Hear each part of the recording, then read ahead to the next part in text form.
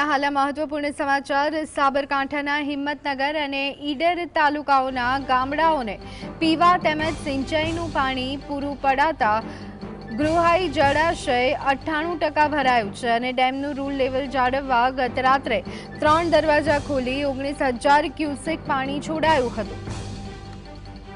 જોકે પાણીની આવક ઘટતા ત્રણેય ગેટ બંધ કરાયા। છેલ્લે વર્ષ 2006માં ગુહાઈ જળાશય 100% ભરાયું। 19 વર્ષ બાદ ચાલુ વર્ષે ગુહાઈ જળાશય 98% ભરાતા પાણી છોડાયું છે। આ જળાશય દ્વારા હિંમતનગરના 27 ગામના ખેડૂતોને કેનાલ મારફતે સિંચાઈનું પાણી આપવામાં આવે છે તેમજ 7,000 હેક્ટર જમીન પિયત માટે અપાઈ છે। જો ઉપરવાસમાંથી વધુ વરસાદ પડે તો વધુ દરવાજા ખોલવાની ફરજ પડી શકે છે।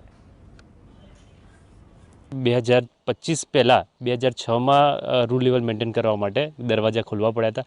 એટલે આશરે 19 વર્ષ પછી આ ડેમ 2-3 દિવસમાં પૂર્ણ સપાટીએ ભરાશે।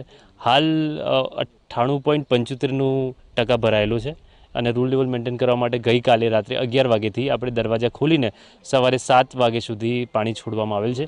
હાલ હજુ ઉપરવાસમાં વરસાદ થશે એ પ્રમાણે આપણે પાણી છોડવામાં આવશે।